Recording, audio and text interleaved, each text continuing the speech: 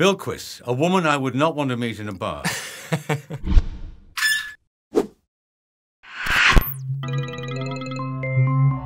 What's a god? They're real if you believe in them. So who are you? You wouldn't believe in me if I told you.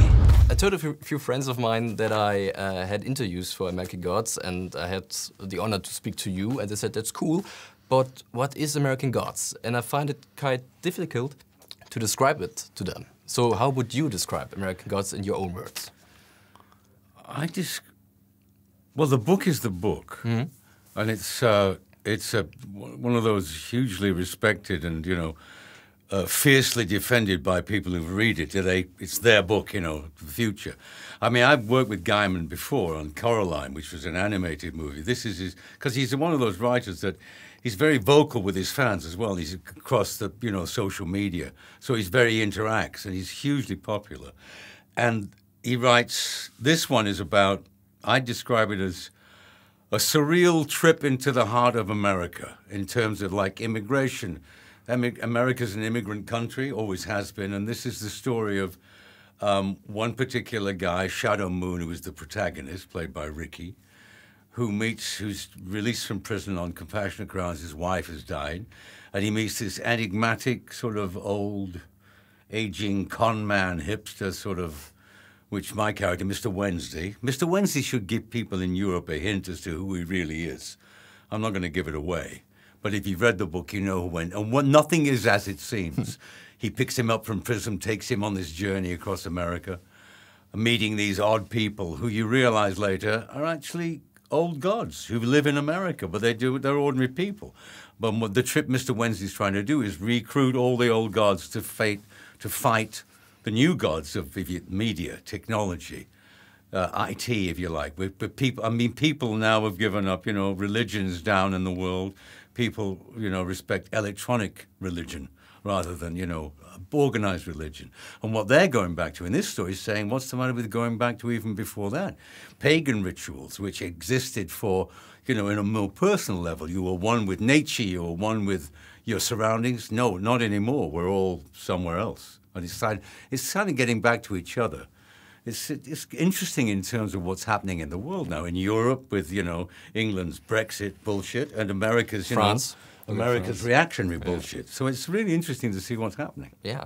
You already mentioned it. It's surreal. It has a very fantastical element to it. Yeah. Is this something you respond to, or is there something different? It's something very different for me. I mean, I've worked with one of the showrunners, Brian Fuller, and Michael Green, who are the very creative writers. I've worked with Michael before on a series called Kings, which was for a network in America, NBC, which was a great. Actually, that was interesting. That was a retelling of the Book of Samuel. What if America was a kingdom now and had it? But of course, it didn't work because it was on network TV.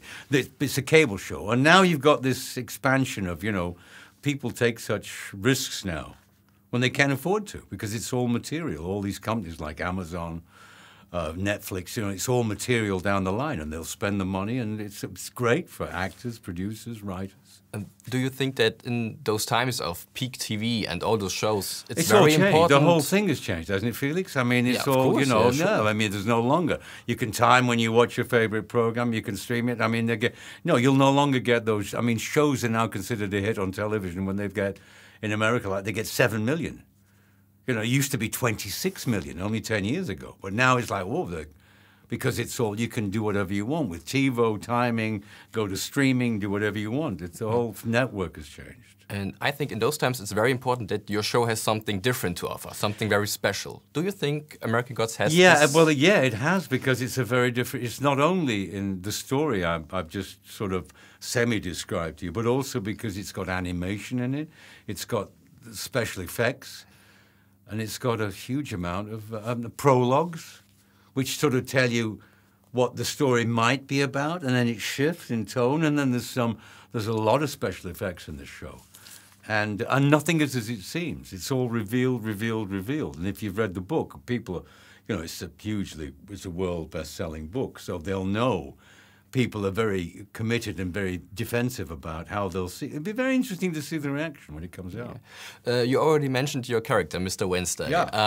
I think you are a perfect fit for this role because I think you often play roles where you play a very powerful character, but not in a physical way, but you can manipulate other characters or make them do things they don't want to do.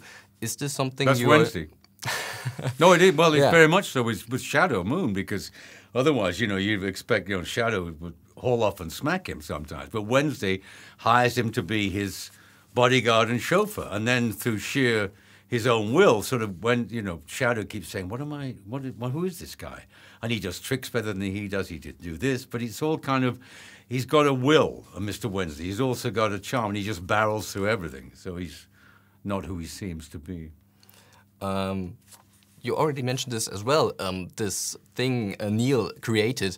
We are very close to it now, in our times right now, that people worship stuff like technology or media. Is this something you can work with now in the story, which wasn't there when the book came out? This huge attention? Oh, I think so, yeah. I think it's only added to the book. Because the book is of the genre futuristic novels, I think it's only added to the luster of it. And Fuller and Michael Green can, you know, it was like, when I read the book, I mean, because I hadn't read the book when I was offered it.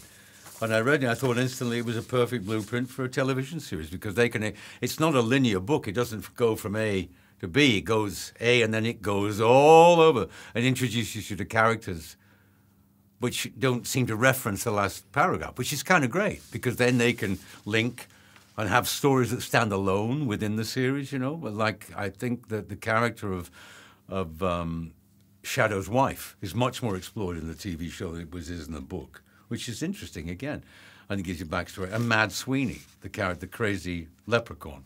Yeah, I saw a clip about him.